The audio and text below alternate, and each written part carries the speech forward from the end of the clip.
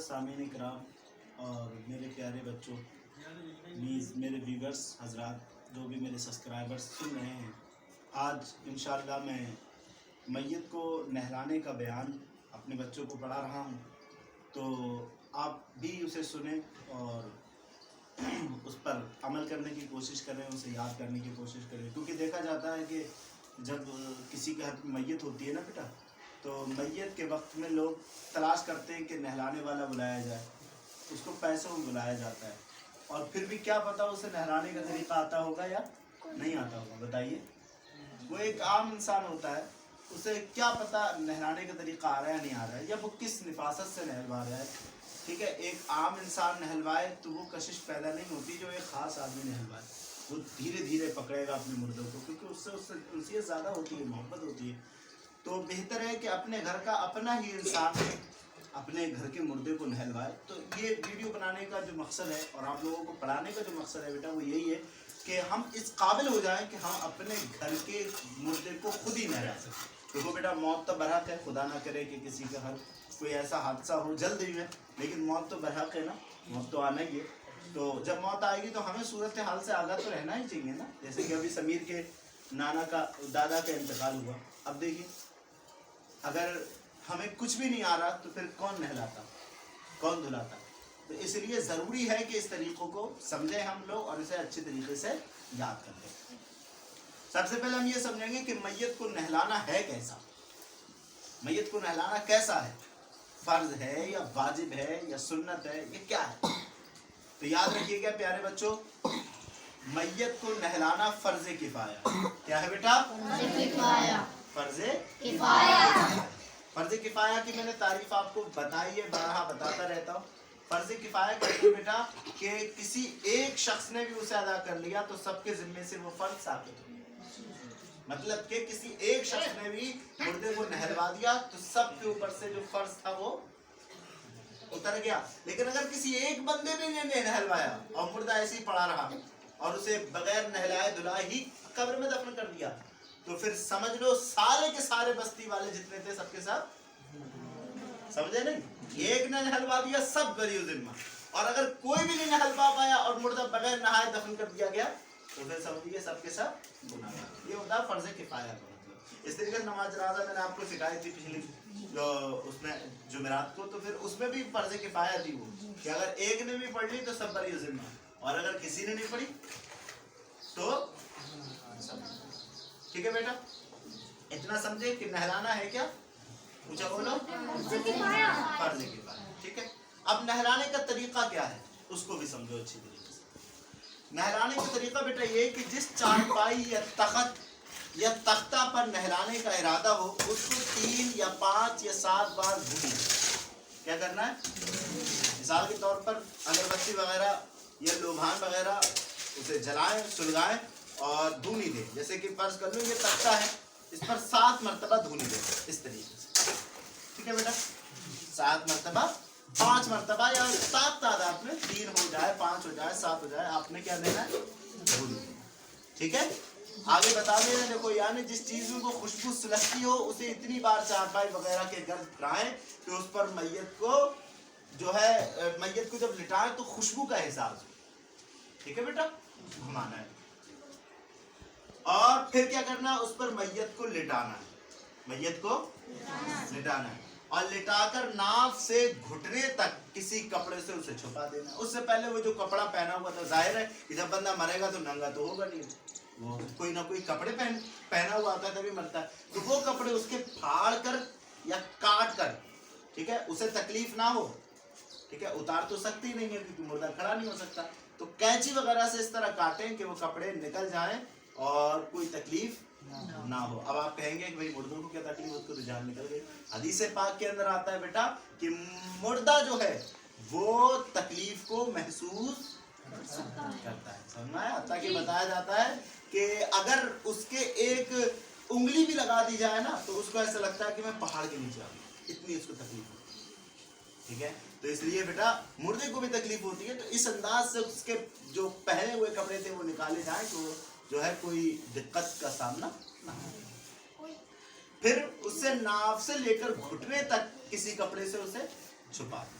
नाभ से लेकर के घुटने तक उसको किसी कपड़े से छुपा दे। अब यहाँ एक बात मैं बता दूं, लोग इसको छुपाने के लिए भी एक नया कपड़ा इस्तेमाल करते हैं, नया कपड़ा, फिर बदन पोंछने के लिए भी नया कपड़ा इस्तेमाल करते हैं। तो प्यारे बच्चों, ये कोई जरूरी नहीं है कि नहलाने के लिए भी जो नाभ से लेकर घुटने तक कपड़ा रखा जाए वो नया ही हो, पोंछने के लिए भी नया ही हो, ऐसा कोई जरूरी नहीं है। हाँ, कफन नया होना चाहिए, कफन नया होना चाहिए। अगर जो नहलाने के लिए कपड़ा नाभ से घुटने तक डालना है, वो अगर घर का साफ कपड़ा पाक अगर है, उसे भी आप इस्तेमाल में ला सकते हैं, कोई भी हर्ज की बात नहीं। ऐसी नहाने के बाद में अगर जो पोंछने का मसला है, उसे भी आप जो है किसी भी घर के पाक कपड़े से, टॉवल वगैरह से पोंछ सकते हैं। ठीक है बेटा?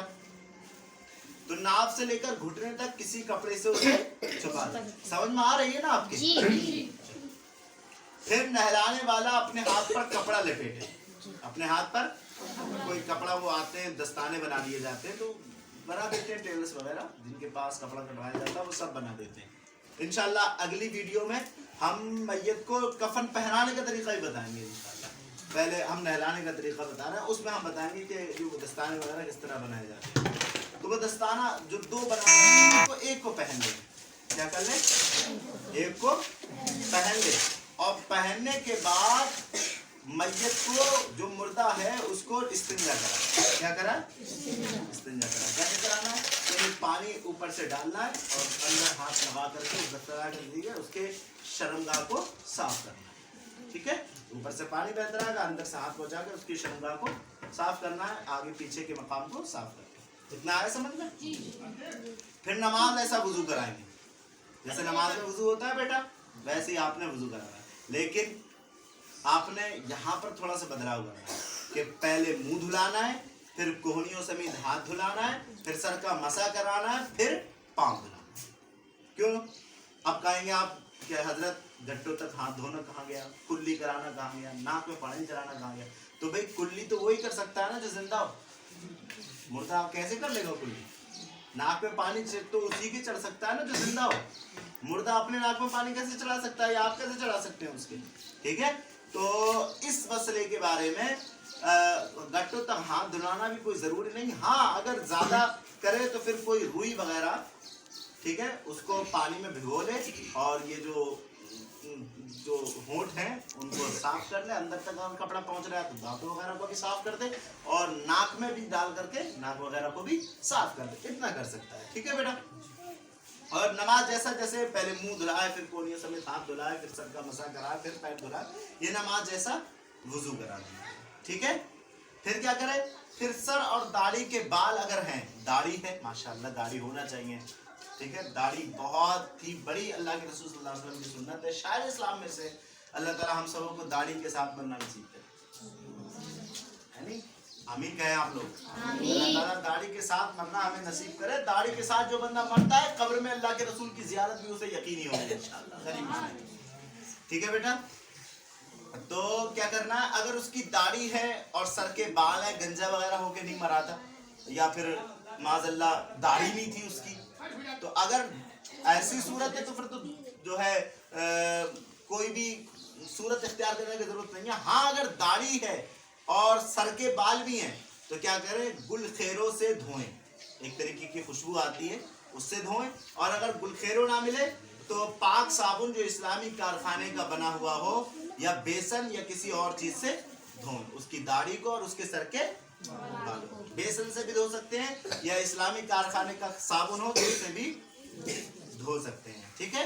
और अगर ये ना मिले तो फिर खाली पानी ही काफी, खाली पानी से उसकी दाढ़ी और बाल धो दें। कोई जरूरी नहीं है, अगर इस्लामी कारखाने का साबुन नहीं मिल पा रहा है, गुलखेरू नहीं मिल पा रही है, ठीक है, या बेसन वगैरह कुछ नहीं मिल पा रहा है, तो आप खाली पानी भी से भी उसके बाल वगैरह, उसके दाढ़ी के बाल धो सकते हैं, कोई मसला नहीं। ठीक है? फिर बाएं करवट पर उसे लेटाना है, बाएं करवट पर लेटाना है। बेटा ऐसे लेटा हुआ है मुर्दा, यहाँ ये समझ, तो ये हुई इसकी दाईं साइड, ये हुई बाईं साइड। तो बाएं करवट पर इस तरीके से उसको लेटाना, थोड़ा सा सहारा देकर इस तरह करना है, और लेटाने के बाद में फिर पानी बहाना है, सर से लेकर नीचे तक पूरा पानी बहाना है, कि ये जो तख्ता है ना उसके बाएं साइड को पानी निकल जाए पूरा, मतलब पूरा तख्ता भीग जाए, इतना पानी बहाना है। ٹھیک ہے. پھر اس کو اس طریقے سے کر کے دائیں طرف کو کر کے پھر پانی بہانا ہے اس کو. ٹھیک ہے. پھر کافور میں پانی ملا کر, اور یہ جو پانی بہانا ہے آپ کو, یہ بیری کا گرم کیا ہوا بوائل کیا ہوا پانی آپ جو ہے بہائیں, بہتر ہے. ٹھیک ہے. کہ پہلے ہی بیری ڈال کر کے پانی کو بوائل کرا لیں, گرم کرا لیں, نیم گرم پانی ہو. اور اگر بیری سے نہیں بھی ہے تب بھی نیم گرم پانی کافی ہے. ٹھنڈے پانی سے نہ میت کو نہلایا جائے, یہ درست نہیں. ہاں تھوڑا سا گرم پانی ہو, اور بہتر یہ ہے کہ اس میں بیری کے پتے ملیں. اب بیری کے پتے یا تو آپ ایسی توڑ کر کے گرم کر لیں, یا ان کو پیس کر کے پھر گرم کر لیں, کوئی بھی مسئلہ اس میں نہیں ہے.